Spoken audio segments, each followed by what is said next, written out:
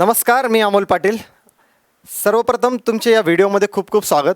या व्हिडिओच्या माध्यमातून मला तुमच्यासोबत डिस्कशन करायचं आहे एका खूप महत्त्वाच्या विषयावर. रॅदर तुम्हाला गाईड करायचं आहे. कशाच्या विषयी गाईड करायचं आहे तर तुम्हाला थंबनेल बघितल्यानंतर लक्षात आलेलं असेल की जर आपण बँकिंगचं प्रिपरेशन करतोय, कुठल्याही बँक एक्झामची तयारी करतोय, तर कुठल्या गोष्टी आपण केल्या पाहिजे. आता हा व्हिडिओ नेमका कोणासाठी, स्पेसिफिक हा व्हिडिओ कोणत्या कॅटेगरीच्या स्टुडंटसाठी असणार आहे, तर जे स्टुडंट फ्रेशली नवीन बॅचेस जॉईन करतायत, मग ते रादर तुम्ही ऑनलाईन बॅचेस करतायत, कुठल्या इन्स्टिट्यूटमध्ये ऑफलाईन बॅच करतायत, कुठंही तुम्ही बँकिंगचं प्रिपरेशन करतायत, तर त्या सगळ्यांसाठी हा व्हिडिओ खूप महत्त्वाचा असणार आहे. या व्हिडिओमधून मी खूप महत्त्वाचे पॉईंट्स तुमच्यासोबत डिस्कस करणार आहे.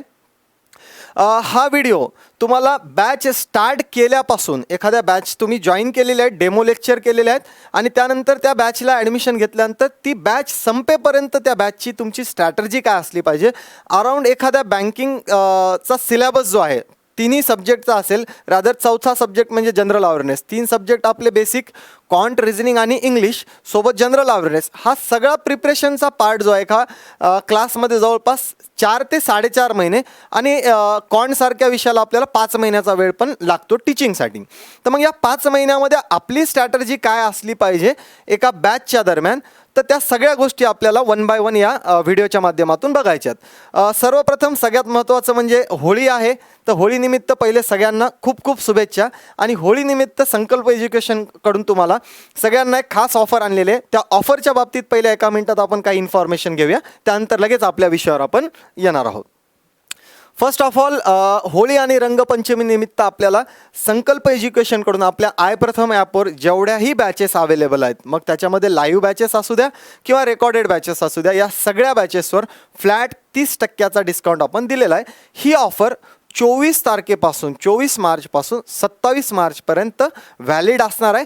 त्यासाठी तुम्हाला आय प्रथम ॲपवर गेल्यानंतर तुम्हाला जो कुठला कोर्स बाय करायचा आहे त्या कोर्सवर गेल्यानंतर परचेस करत असताना फक्त कूपन कोड म्हणून HOLI30 होली 30 असा आपल्याला कोड अप्लाय करायचा आहे. फर्स्ट बॅच जी आपली अवेलेबल आहे ती कंप्लीट रिझनिंग कोर्स, जी की माझी स्वतःची बॅच आहे. ही बॅच आपल्याला जनरली 2000 रुपयामध्ये अवेलेबल असते, बट विथ डिस्काउंट आपल्याला ती 1400 रुपये असणार आहे. बट सोबत अजून एक इन्फॉर्मेशन सांगायची की या बॅचची किंमत पुढच्या काही महिन्यामध्ये आपण 3000 करणार आहे, कारण की त्याच्यामध्ये आपल्याला खूप काही नवीन व्हिडिओ ॲड करायचे आहेत. तर त्या आत्ता बाय केलेल्या विद्यार्थ्यांना पण ते व्हिडिओ पुढे अवेलेबल असणार आहेत. सोबत पुढं आपल्याजवळ कोणत्या बॅचेस आहेत ज्याच्यावर आपल्याला हा ऑफर अवेलेबल आहे, तर ही विशेष ऑफर आपल्याला कंप्लीट कॉन कोर्स जो की आकाश जाधव सरांचा आहे, जो की वेगवेगळ्या टाईम फ्रेममध्ये तुम्हाला अवेलेबल आहे. 1 महिन्याचा कोर्स अवेलेबल आहे, 3 महिन्याचा आहे, 6 महिन्याचा आहे आणि 1 वर्षाची पण ती बॅच आहे. तो कंप्लीट कॉन कोर्स जो की आकाश जाधव सरांचे, त्याच्यामध्ये सगळेच्या सगळे व्हिडिओ सरांनी स्वतः पर्सनली शूट केलेले आहेत. तर ते सगळे कोर्स तुम्हाला बेसिकपासून ॲडव्हान्सपर्यंत तुम्हाला त्या कोर्समधून इन्फॉर्मेशन भेटणार आहे कॉन्ट सब्जेक्टच्या बाबतीत. त्यानंतर पुढे आपल्याला इंग्लिशच्या बाबतीत जे कोर्स असणार आहेत रेकॉर्डेड फॉर्मॅटमध्ये, ते 2 कोर्सेस आपल्याकडे अवेलेबल आहेत. एक कंप्लीट इंग्लिश बॅच आहे जी प्रदीप पाटील सरांची आहे. सोबत आपल्याजवळ इंग्लिश एक्सप्रेस, जी की इंग्लिशचीच रेकॉर्डेड बॅच आहे, जी की क्षितिज भालेराव सरांची आहे. तर या दोन्ही बॅचेस आपल्याला कोर्समध्ये अवेलेबल आहेत रेकॉर्डेड कोर्समध्ये. त्यांच्यावरही ह्या ऑफर्सचा फ्लॅट 30% डिस्काउंट अवेलेबल असणार आहे. पुढे आपली जी महावितरणची बॅच चालू झालेली होती आत्ताच, त्या महावितरणच्या बॅचवरही आपल्याला ते कोर्स जो काय असेल त्याच्यावर फीसवर तुम्हाला 30% डिस्काउंट भेटणार आहे. तर या बॅचमध्ये तुम्हाला क्वांटच्या बाबतीत आकाश जाधव सर असतील, अकाउंट्सच्या बाबतीत specific Sameer sir, live plus recorded lectures, रिझनिंगचा माझे स्वतःचे आहेत लेक्चर्स, क्वांटचे पुन्हा शरद जाधव सरांचे आणि नितीन महाले सरांचे मराठीचे आपल्याला त्याच्यामध्ये लेक्चर्स अवेलेबल असतील. तर या बॅचवर पण ऑफर असेल. सोबत आपली आत्ताच बँकिंग ची ऑनलाईन बॅच चालू झालेली होती, जी की प्राईम 5.0, ती पण बॅच आपल्या आय प्रथमच्या ॲपमध्ये अवेलेबल आहे. त्याही बॅचवर आपल्याला हा डिस्काउंट अवेलेबल असणार आहे. त्यानंतर पुढे येत असताना ॲग्रिकल्चरची प्राईम ॲग्रिकल्चर बॅच आहे, जी की प्रशांत ढोले सरांची आहे. त्याही बॅचवर आपल्याला ती कोर्स डिस्काउंट अवेलेबल असणार आहे. सोबत निखिल डांगे सरांचा ब्रह्मास्त्र बॅच असेल, आतिश शिंदे सरांची जनरल अवेअरनेसची बॅच असेल. या सगळ्या रेकॉर्डेड बॅचेसवर आपल्याला फ्लॅट 30% डिस्काउंट त्याच्यामध्ये अवेलेबल असणार आहे. ओके, हे झालं ऑफर्सच्या बाबतीत होळीनिमित्त. पण आपल्याला सगळ्यात महत्त्वाचा मुद्दा जो या व्हिडिओच्या माध्यमातून डिस्कस करायचा आहे, त्याचे point me properly note down करून घेतलेले आहेत. प्रत्येक पॉईंट तुम्हाला हा 1 बाय 1 लक्षात ठेवायचा आणि ती बॅच करत असताना आपलं जे रजिस्टर असेल, बॅचला आपण फर्स्ट जे नवीन रजिस्टर घेणार आहे त्या रजिस्टरवर आपले ते पॉईंट नोट डाऊन असले पाहिजे. कारण की जर प्रिपरेशन चालू केलं आहे मी, तर प्रिपरेशन करत असताना इन बिटवीन मला कुठंतरी वाटते की प्रिपरेशन बरोबर होत नाही आहे. मग तिथं आपल्याला त्या रजिस्टरकडे पोहोचता आलं पाहिजे. तिथं आपण स्वतःला बघितलं पाहिजे की या सगळ्या गोष्टी माझ्या डेली चालू आहेत का, ज्या मी पहिल्या काही इनिशियल डेजमध्ये बॅच लावल्यानंतर चालू केल्या होत्या, त्यामध्येच कुठं माझ्या बंद पडल्या आहेत का, आणि जर बंद पडल्या असतील तर त्या मला पुन्हा चालू कराव्या लागतील. तर त्या सगळ्या गोष्टींना मी तुम्हाला 1 बाय 1 प्रॉपरली गाईड करणार आहे. फर्स्ट आणि सगळ्यात महत्त्वाची गोष्ट की बॅचमध्ये आपल्याला गॅप नसायला पाहिजे. सगळ्यात महत्त्वाचं, बॅच आपण जॉईन करतो आत्ता, जर आपण बघतोय की आत्ता आपण मार्च महिन्यामध्ये आहे, तर आपलं IBPSचं जे कॅलेंडर आहे ते ऑगस्टपासून पुढे असते. तर इन बिटवीन आपल्याला 4 ते 5 महिने प्रॉपर बॅच आणि पुढचे दोन महिने अराऊंड 1 ते 2 महिन्याचा वेळ भेटतो की जिथं बॅच संपल्यानंतर आपल्याला ऑनलाईन प्रॅक्टिस, जनरल अवेअरनेसचा अभ्यास आणि मेन्सचा अभ्यास हा करता येईल. बट ती बॅच करत असताना पहिले सगळ्यात महत्त्वाची गोष्ट म्हणजे बॅचमध्ये असलेली कंटिन्युटी. जसं एखादा जिमचं एक्झाम्पल आपण सांगतो की जिमला आपण जर 8 दिवस गेलो, 2 दिवसाचा गॅप पडला, तर आपल्याला लगेच तिसऱ्या दिवशी आपण जेव्हा जिम जॉईन करतो पुन्हा, तेव्हा आपल्याला मग बॉडी पेन करायला लागते किंवा ती कंटिन्युटी नसल्यामुळे मग आपल्याला त्याला वर्कआउट करण्याला प्रॉब्लेम येतो. तसंच आहे आपल्या या कोर्सच्या बाबतीत, बँकिंगच्या बाबतीत. जर आपण इन बिटवीन गॅप घेतोय, आपण बॅच नवीन चालू केली आणि नंतर 15 दिवस कंटिन्यू केल्यानंतर मध्ये 4 दिवसाचा गॅप घेतला, तर तो 4 दिवसाचा गॅप तुमची मागची 15 दिवसाची जी काय प्रिपरेशन झाली आहे ते पूर्ण व्हॅनिश करून टाकते. जनरली एक गोष्ट लक्षात ठेवा, तुम्ही जर आठवडाभरामध्ये किंवा 2 आठवड्यामध्ये 2 टॉपिक प्रिपेअर केलेले आहेत एखाद्या बॅचमध्ये आणि पुढचा आठवडा कुठल्याही रिझनमुळे तुम्ही गॅप जर घेतलेला असेल, तर सगळ्यात महत्त्वाचं म्हणजे आपल्याला क्वांटसारखा विषय आणि इंग्लिशसारखा विषय हा लिंक आहे एकमेकांसोबत. म्हणजे ग्रामर लिंक आहे पुढं कशासोबत, एखाद्या टॉपिकसोबत. क्वांटमध्ये तुमचं पर्सेंटेजचा topic all, time and work, time speed distance, SIC असेल किंवा मिक्सचर ॲलिगेशन असेल, या सगळ्या टॉपिकमध्ये वापरला जातो. बेसिक कॅल्क्युलेशनचा पार्ट आहे क्वांटचा, तो पर्सेंटेजमध्ये कामी येतो. बाकी टॉपिक पण एकमेकावर काही डिपेंड आहेत. ॲव्हरेज, रेशो आणि आपल्याला जर पर्सेंटेजचा पार्ट बघितला तर तो जशाला तसा आपल्याला डेटा इंटरप्रिटेशनमध्ये येतो क्वांटमध्ये. मग इमॅजिन करा, जर आपला एखादा पर्सेंटेजसारखा टॉपिक त्या 7-8 दिवसामध्ये आपल्या गॅपमध्ये जर मिस झाला, तर पूर्ण पुढची बॅच आपली डिस्टर्ब होऊन जाते. रिझनिंगसारख्या सब्जेक्टला तसा प्रॉब्लेम येत नाही, कारण की रिझनिंगमध्ये सगळे टॉपिक वेगळे वेगळे आहेत. डिपेंड असलेले टॉपिक सिटिंग आणि पझल आहेत. बाकी सगळे, जसं आपण कोडिंग डिकोडिंग जर बघितला तर त्याचं ब्लड रिलेशनशी काही देणं घेणं नाही. सिलॉकचं त्याच्यासोबत काही संबंध नाही. इनइक्वॅलिटी वेगळा आहे, इनपुट आउटपुट वेगळा आहे. बट तुमचा मेजर पार्ट जो आहे इंग्लिश आणि क्वांटचा, पण सोबत जनरल अवेअरनेसचा, तोही पार्ट आपल्याला एकमेकावर डिपेंड असलेला आहे, तो डेली करावाच लागतो. त्याच्यामध्ये गॅप नसला पाहिजे. तर सगळ्यात महत्त्वाची गोष्ट, आपल्याला बॅचचे जे काही लेक्चर्स आहेत त्याच्यामध्ये बिलकुल गॅप नको आहे.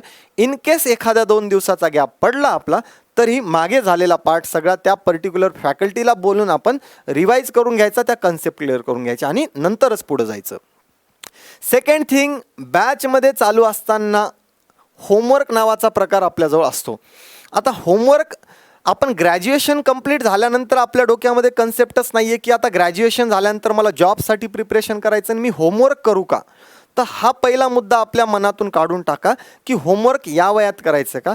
तर आत्ताच ती वेळ आहे जेव्हा आपण प्रिपरेशन बँकिंगचं करतोय, तर आपल्याला होमवर्क नावाचा पार्ट खूप केअरफुली आणि खूप सिरियसली करावा लागणार आहे. कारण की होमवर्क नावाचा जर पार्ट तुम्ही करत नसाल तर फक्त तुमच्या कन्सेप्ट क्लिअर होतील, बट त्याची प्रॅक्टिस नाही होणार. बट बँकिंगचं प्रिपरेशन हे सगळं प्रॅक्टिसवरच डिपेंड आहे. त्याला तुम्हाला कन्सेप्ट क्लिअर करून काहीही फायदा नाही. तुम्ही एखादा यूट्यूबचा 7 ते 8 घंट्याचा व्हिडिओ माझा रिझनिंगचा बघा किंवा क्वांटचा बघा, इंग्लिशचा बघा, त्याच्यात तुमच्या कन्सेप्ट क्लिअर होतील, बट प्रॅक्टिस नाही होणार. तर ते प्रॅक्टिससाठी तुम्हाला सगळ्यात महत्त्वाचा पार्ट असणार आहे होमवर्क. मग आता या होमवर्कसाठी सोर्स कोणता असला पाहिजे? सगळ्यात महत्त्वाचं म्हणजे तुम्हाला क्लास नोट्समध्ये ज्या काही गोष्टी शिकवलेल्या असतील ते क्लास नोट्स तुम्ही प्रॉपरली सॉल्व केल्या पाहिजे, 1 to 1 सगळे क्वेश्चन त्याच्यामधले सॉल्व झाले पाहिजे. सेकंड थिंग, तुम्ही एखादा कुठला तरी सोर्स, जसं की मी सांगतोय की अड्डा 247वर तुम्हाला एस सिरीजची सगळेच क्वांट असेल, रिझनिंग असेल आणि इंग्लिशचे बुक्स आहेत, हे अवेलेबल आहेत. याच्यामध्ये प्रत्येकी खूप चांगल्या पद्धतीनं फाउंडेशन, इझी, मॉडरेट, डिफिकल्ट आणि प्रिव्हियस इयरचे 40 क्वेश्चन आपल्याला प्रत्येक टॉपिकचे अवेलेबल आहेत. त्यानंतर मी एखादा सोर्स अजून सांगायचं तर एक्झाम पंडित नावाचं एक ॲप आहे. एक्झाम पंडितमधून आपल्याला बिलकुल इझी, मॉडरेट आणि डिफिकल्ट लेवलचे तुम्हाला 50 प्रत्येकी 50 क्वेश्चन, असे 150 क्वेश्चन त्या टॉपिकचे भेटतील. त्यानंतर आपण जर बघितलं तर गाईडली सारखं आपल्याजवळ एखादं ॲप आहे. त्याच्यामध्ये आपण गाईडलीमध्ये जर बघितलं तर बंडल PDF ह्या प्रत्येक टॉपिकच्या आपल्याला अवेलेबल असतात. त्या बंडल PDF आपण जर सॉल्व केल्या तर आपलं जे होमवर्क नावाचा पार्ट आहे तो खूप परफेक्टली प्रिपेअर होईल. लक्षात घ्या, क्लास नोट्समध्ये अराऊंड आपण 100 एक क्वेश्चन जास्तच आपण करून घेतो, पण कमीत कमी 100 तर असतातच. अड्डा 247मधून जर मी सांगतोय तुम्हाला एका सब्जेक्टचे फाउंडेशन, इझी, मॉडरेट, डिफिकल्ट आणि प्रिव्हियस इयर, तर प्रत्येकी 40 जर म्हणलं तर 200 क्वेश्चन आपल्याला 5 टाईपचे भेटत आहेत. एक्झाम पंडितचे इझी, मॉडरेट, डिफिकल्ट प्रत्येकी 50 क्वेश्चन म्हणजे 150 क्वेश्चन झाले. आणि गाईडलीच्या जर तुम्ही PDF किती सॉल्व करता हे डिपेंड आहे. 10 PDF सॉल्व केला, प्रत्येकी 10 क्वेश्चन आहेत किंवा 20 क्वेश्चन आहेत, तर तसे 100-200 अराऊंड 600 ते 700 क्वेश्चन आपण त्या चालू असलेल्या टॉपिकचे, तो टॉपिक बॅचमध्ये शिकवत असतानाच कंप्लीट करायचे आहेत. तो होमवर्कवाला पार्ट खूप महत्त्वाचा आहे. माझा एखादा कोणता रिझनिंगचा टॉपिक आहे, डिस्टन्स डिरेक्शन, 100 क्वेश्चन क्लासरूममध्ये शिकवलेत, तर बिलकुल या बाकीच्या सोर्समधून तुम्हाला त्याचे 300, 400, 500 वेगवेगळे क्वेश्चन आपल्याला तो टॉपिक संपण्याच्या 5 ते 6 दिवसांमध्ये प्रॉपरली ते प्रॅक्टिस करून ऑल लेवलची प्रॅक्टिस करायची आहे. हे आता कशासाठी ॲप्लिकेबल आहे तर फक्त रिझनिंगसाठी का तर नाही, कॉन्टसाठी सेम, रिझनिंगसाठी सेम, इंग्लिशसाठी पण सेम. ओके, पुढचा मुद्दा सगळ्यात महत्त्वाचा आहे न्यूजपेपर रीडिंगचा. आता न्यूजपेपर रीडिंगची खूप जणांना ग्रॅज्युएशन नंतर किंवा ग्रॅज्युएशनच्या अगोदर सवय नसते. तर सगळ्यात महत्त्वाचा मुद्दा, स्टार्ट करत असताना जर आपल्याला इंग्लिश समजण्यासाठी तर थोडा अवघड जात असेल तर सोपा पेपर ज्याची लँग्वेज थोडी सोपी असते ती आहे टाइम्स ऑफ इंडिया. तर टाइम्स ऑफ इंडियापासून तुम्ही स्टार्ट करा. बट मी प्लसमध्ये लोकसत्ता नावाचा पण पेपर ॲड केला जो की मराठी पेपर आहे. टाइम्स ऑफ इंडियामधली वाचलेली बातमी जर आपल्याला समजत नसेल तर तशीच मिळती जुळती बातमी आपल्याला लोकसत्तामध्ये भेटते. तर तो पार्ट आपण जर वाचला तर आपल्याला त्याचा मिनिंग समजायला सोपं जाईल. पण हळूहळू आपलं जर रीडिंग जास्त होत गेलं, कंटिन्युटी असेल, डेली आपण न्यूजपेपरला 1 तासाचा वेळ तर दिलाच पाहिजे. त्यामध्ये जर मी डिव्हाइड केलं तर एक 40 मिनटापर्यंत आपण एडिटोरियलवाला पार्ट वाचला पाहिजे आणि अराऊंड 20 मिनटापर्यंत आपण जनरल अवेअरनेसच्या काही गोष्टी आपल्याला त्याच्यातून नोट डाऊन करायला भेटत आहेत का, तो पार्ट आपण बघितला पाहिजे. तर हे झालं न्यूजपेपरच्या बाबतीत. इनिशियली स्टार्ट करताना Loksatta plus times of India if आपल्याला समजण्यासाठी प्रॉब्लेम येत असेल तर. बट पुढं जात असताना आपण द हिंदू किंवा द इंडियन एक्सप्रेस या दोन्हीपैकी कोणत्या तरी एकावर सेटल होणार आणि टिल सिलेक्शन झाल्यानंतरही, कारण की न्यूजपेपर ही एक चांगली गोष्ट आहे जी आपल्या पर्सनॅलिटी डेव्हलपमेंटसाठी असली पाहिजे, ज्याच्यामध्ये आपल्याला भरपूर नॉलेज स्टेटमध्ये असेल, कंट्रीमध्ये असेल किंवा वर्ल्ड वाईड असेल, या गोष्टी आपल्याला माहिती असतात. बरं, न्यूजपेपरचं वेगळं काय महत्त्व आहे तर मी याच्या महत्त्व सांगण्याची एक लाईन तुम्हाला सांगतो. न्यूजपेपर जर वाचला नाही तर सिलेक्शन होणार नाही असं मी ठामपणे सांगू शकतो. आत्तापर्यंत झालेल्या सिलेक्शन बँकेमध्ये जेवढेही सिलेक्टेड स्टुडंट आहेत त्यांना कुठेही तुम्ही एकदा भेटा आणि त्यांना विचारा की तुम्ही न्यूजपेपर वाचला होता का. तुम्हाला एकही स्टुडंट असा नाही भेटणार जॉईन झालेला की तो म्हणेल की मी न्यूजपेपर न वाचता मला जॉब लागला आहे. बघा, न्यूजपेपरचे फायदे, सगळ्यात महत्त्वाचं तुमचं डेली जनरल अवेअरनेसचं प्रिपरेशन होईल. त्यानंतर तुमचं इंग्लिश चांगलं होईल. एडिटोरियल वाचल्यानंतर नवीन होकॅप, नवीन शब्द तुमच्या पुढे येतील. सोबत तुम्हाला एखादा इंटरव्ह्यूमध्ये काही माहिती सांगायची तर हीच माहिती तुम्हाला कामी येणार आहे. एखादा ग्रुप डिस्कशनचा विषय आहे तर त्या ग्रुप डिस्कशनच्या विषयाला जर आपण एखाद्या एडिटोरियलच्या फॉर्ममध्ये जर प्रॉपरली वाचलेलं असेल तर तेच मुद्दे आपल्याला एखाद्या ग्रुप डिस्कशनमध्ये ठेवता येतील. सगळं क्वांट असेल, रिझनिंग असेल, जनरल अवेअरनेस असेल, इंग्लिश असेल, सगळ्याच सब्जेक्टमध्ये याचं काम येते. जर म्हणताय तुम्ही की रिझनिंग आणि क्वांटमध्ये कसं काय फायदा होईल याचा, तर एखादी मोठी पझल आहे ती सॉल्व न होण्याचं एक बेसिक रिझन असू शकते की इंग्लिश, त्याची लँग्वेज समजत नाही. मग इंग्लिश जर प्रॉपर झालं तर पझल लवकर समजेल.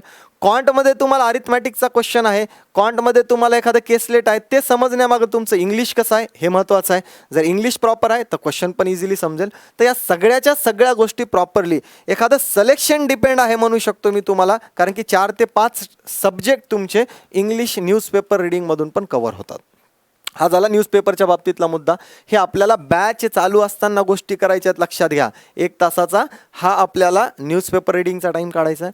पुढचा टॉपिक वाईज क्विजेस. आपण टॉपिक वाईज प्रॅक्टिस तर केलेली आहे इकडं ऑल सोर्सेसमधून, पण मला एक्झाम तर सगळ्याच्या सगळ्या ऑनलाईन अवेलेबल आहेत. मी प्रॅक्टिस केलेली आहे ऑफलाईन बुक्समधून. मग मला ती ऑनलाईन प्रॅक्टिस करण्यासाठी त्या टॉपिकच्या particular topic wise quizzes available असतात.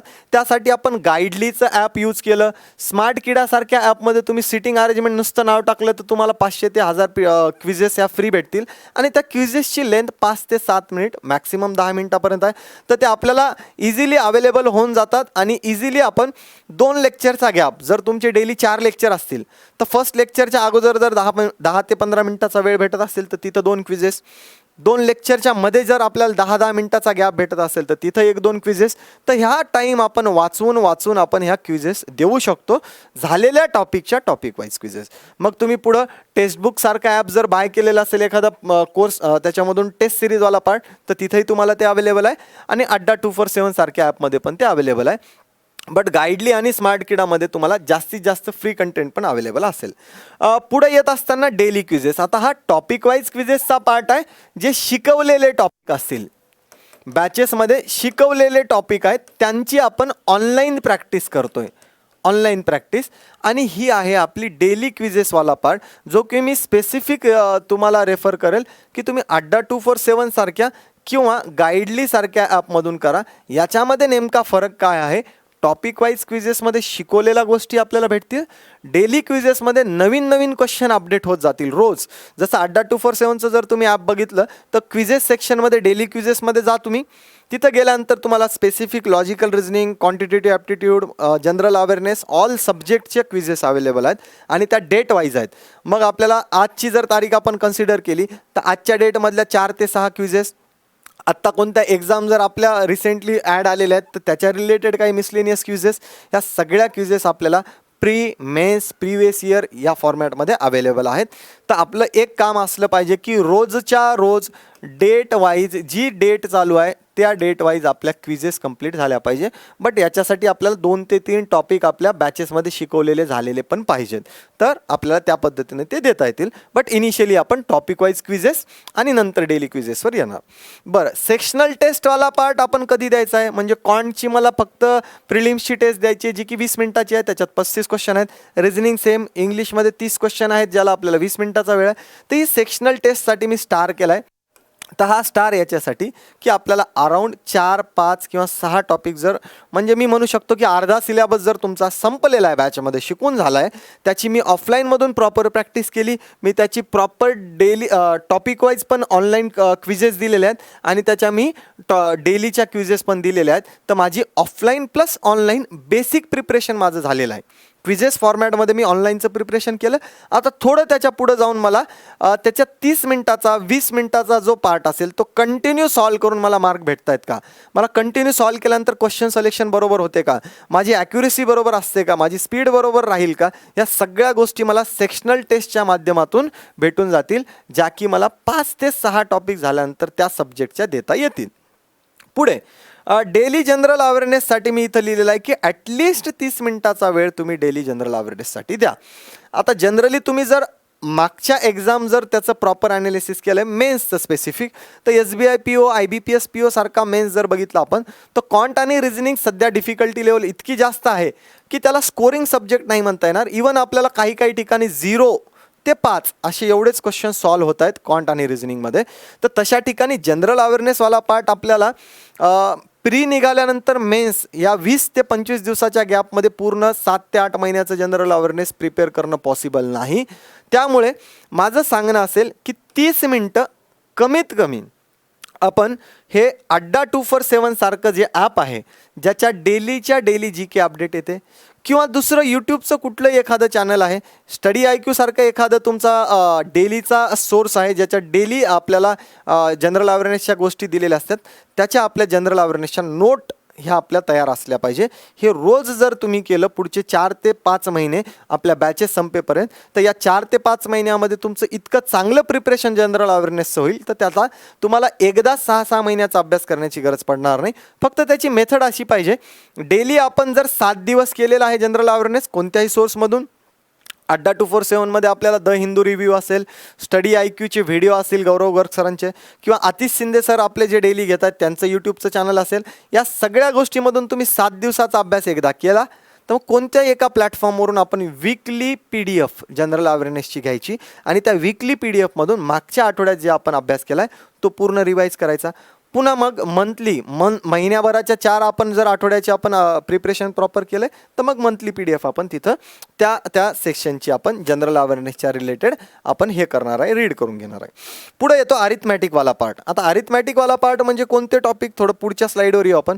अरिथमॅटिकवाला पार्ट म्हणजे आपल्याला टाईम अँड वर्क आहे, टाईम स्पीड डिस्टन्स आहे, percentage, average, ratio, profit and loss, SICI, mixture alligation, हे सगळंच्या सगळं अरिथमॅटिकचं प्रिपरेशन जे आहे, एकदा तुमची बॅच 4 महिन्यामध्ये कंप्लीट झाली, बॅच कंप्लीट झाली म्हणजे तुमचे ह्या सगळे मी जेवढे नावं सांगितले त्या टॉपिकचे तुमचे बेसिक कन्सेप्ट आणि क्वेश्चन सॉल्व करणं झालेलं आहे. कोणत्या पद्धतीनं मी सांगितलेल्या जे तुम्हाला सोर्सेस सांगितले होते की आपल्याला अड्डा एस असेल, एक्झाम पंडित असेल, गाईडली असेल आणि क्लास नोट्स असेल, हे ऑफलाईन प्लस क्विजेस टॉपिक वाईजचा ऑनलाईनचा फॉर्मॅट. बट त्याच्या पुढं जाऊन मेन्सच्या लेवलचं जर अरिथमॅटिक जर आपल्याला करायचं असेल तर आपल्याला काही सोर्सेस जसं की आपण किरण पब्लिकेशन म्हणू शकतो, जे की SSC रेल्वेचं आहे, राकेश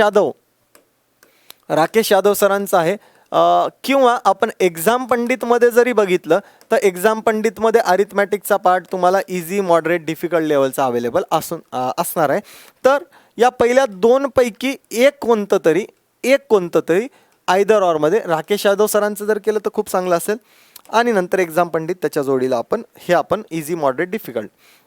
तर हे अरिथमॅटिकचं प्रिपरेशन आपलं प्रॉपर एकदा सगळे टॉपिक झाल्यानंतर, त्यानंतर प्रिव्हियस इयर पेपरचं प्रॉपर ॲनालिसिस केलं पाहिजे आपण, की नेमकं मला शिकवलेले टॉपिक बॅचेसमध्ये मला 2 महिने झाले बॅच लावून, आणि मला जे शिकवलेलं आहे ते प्रिव्हियस इयरच्या काही एक्झाममध्ये विचारलेले होते का मला दुसरंच काहीतरी शिकवतात. शिकवलेल्या गोष्टीवर आपल्याला एकदा चेकिंग करावं लागेल की आपण जे शिकतोय ते मागच्या वर्षांमध्ये काही विचारलेलं आहे का नाही. तर तो पार्ट आपल्याला सगळ्यात महत्त्वाचा प्रिव्हियस इयरमध्ये, मग तुम्ही प्रिलिम्सचं करा ॲनालिसिस, मेन्सचं करा, कोणत्याही लेवलचं करा, पण ते क्वेश्चन बघा, ते टॉपिक बघा कोणत्या पद्धतीनं विचारले गेलेले होते. पुढे येत असेल ना, सगळ्यात महत्त्वाचं, प्रत्येक महिन्यामध्ये आकाश जाधव सर आपल्याला मंथली स्ट्रॅटर्जी सेशन घेतात, आणि त्या महिन्यामध्ये पूर्ण काय अभ्यास करायचा आहे, त्या महिन्यामध्ये कोणती ॲड एक्सपेक्टेड आहे, त्या महिन्यामध्ये आपण प्रॉपर कॉन्टचं, रिझनिंगचं, इंग्लिशचा अभ्यास कसा केला पाहिजे, ह्या सगळ्या गोष्टी डिटेल ते प्रत्येक महिन्याच्या पहिल्या आठवड्यामध्ये घेतात. तर आपण जर नवीन आहेत, आपण जर इवन जुने जरी आहेत, तरी पण आपल्याला बॅच चालू असताना प्रत्येक महिन्यातून सरांचं मंथली स्ट्रॅटर्जी सेशन बघितलंच पाहिजे. त्याच्यातून तुम्हाला खूप गोष्टी आपल्याला रिवाईज होत जातील, खूप गोष्टी तुम्हाला लगे लक्षात येतील की आपण चूक कुठं करतोय, आपल्या काय गोष्टी बरोबर चालू आहेत, आणि पुढचा आपल्याला जो काही मार्ग आहे तो आपल्याला सोपा जाईल. त्यानंतर काउन्सिलिंगचा पार्ट हा सगळ्यात महत्त्वाचा आहे, लक्षात घ्या. काउन्सिलिंग ही लगे तुम्हाला बॅच चालू झाल्या नाही, बट एकदा तुमचे 4-5 टॉपिक झाले, तिथं टॉपिक वाईज क्वेश्चन तुम्ही सॉल्व करताय, क्विजेस देताय, आणि क्विजेसमध्ये तुम्हाला मार्क्स कमी पडत आहेत, पर्सेंटाईल कमी पडत आहेत, मग त्यावेळेस आपल्याला जे आपण स्टक होऊन जातो की अराऊंड आपण 30 मार्कचा पेपर देतो इंग्लिशसारखा, आणि 10 ते 12 मार्क पडत आहे. रिझनिंगसारख्या 35 पैकी आपल्याला फक्त 20 मार्क पडत आहेत. मग तिथं आपली स्ट्रॅटर्जी काय असली पाहिजे, आपली डाऊट क्लिअरिंग झाली पाहिजे, आपलं पेपरचं ॲनालिसिस झालं पाहिजे, आपण क्वेश्चन सिलेक्शन बरोबर करतोय का, आपली स्पीड बरोबर आहे का, आपली ॲक्युरेसी बरोबर आहे का, ह्या सगळ्या गोष्टी आपल्याला काउन्सिलिंग थ्रू कुठल्या तरी फॅकल्टीला पर्सनली भेटून आपण काउन्सिलिंग केली पाहिजे.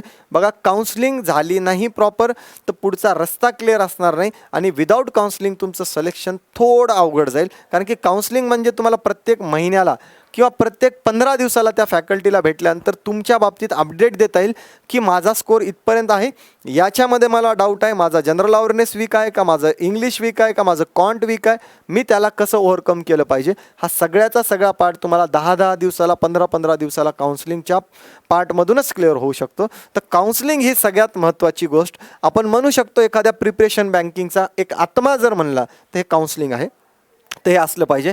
डाऊट क्लिअरिंगवाला पार्ट बघा, लक्षात घ्या, सगळ्यात महत्त्वाचं डाऊट क्लिअरिंगवाला पार्ट आपल्याला रेग्युलर बॅच चालू असताना ते फॅकल्टी शिकवत असताना, वेदर तुम्ही ऑनलाईन किंवा ऑफलाईन कोणत्या फॉर्मॅटमध्ये कोणत्याही क्लासला कुठेही प्रिपरेशन करताय, तर ते प्रिपरेशन करत असताना बिनधास्त आपण फीस भरलेली आहे तर त्या फॅकल्टीला एकदा नाही, दोनदा नाही, 4दा तुमचा डाऊट विचारा.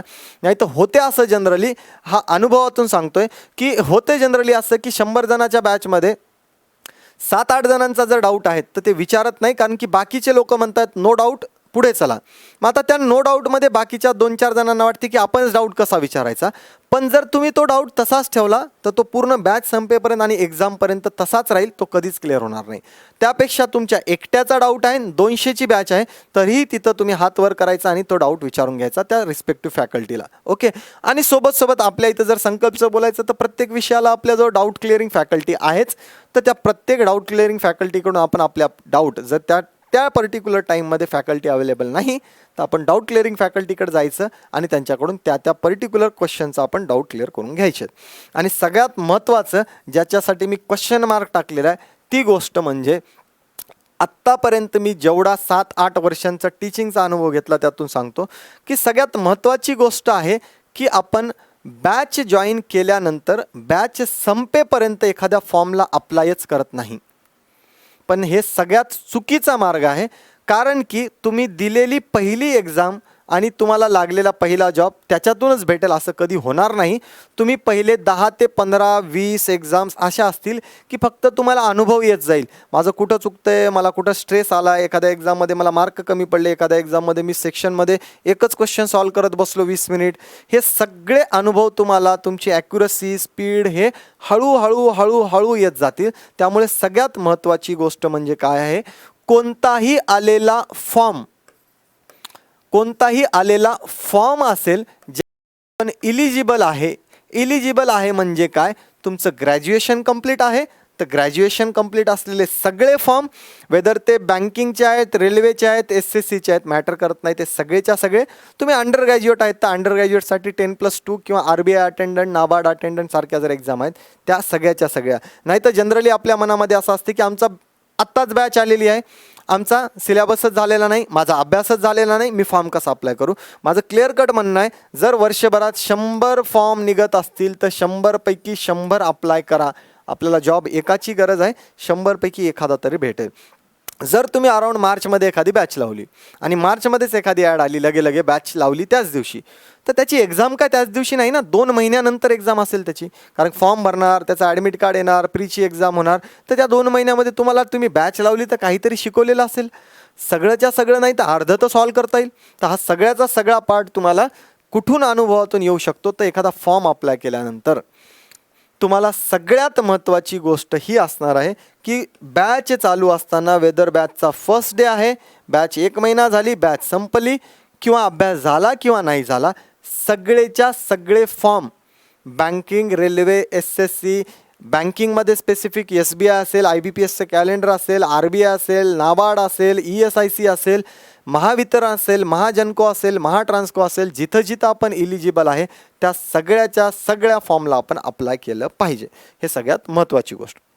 ठीक आहे. पुढे येत असताना इथं ही माझी शेवटची स्लाईड होती. फक्त मी एकदा रिवाईज करून देतो या गोष्टी की तुम्हाला कोणत्या बाबतीत आपण बोललोय. रिवाईज करत असताना मी रिटर्नमध्ये जाईल. फॉर्म अप्लाय करणे एक महत्त्वाचा मुद्दा. डाऊट क्लिअरिंग आपल्याला हॉलमध्ये झाली पाहिजे, ज्या लेक्चर हॉल आहेत तिथं. काउन्सिलिंगवाला पार्ट आपल्याला इम्पॉर्टंट आहे हे सांगितलेलं आहे. आकाश जाधव सरांचं मंथली सेशन आपल्याला प्रत्येक महिन्याला करायचं आहे. Previous year memory based paper जे आलेले आहेत त्याचं एकदा ॲनालिसिस करून घ्यायचं आहे की हेच क्वेश्चन आपल्याला येत आहेत का.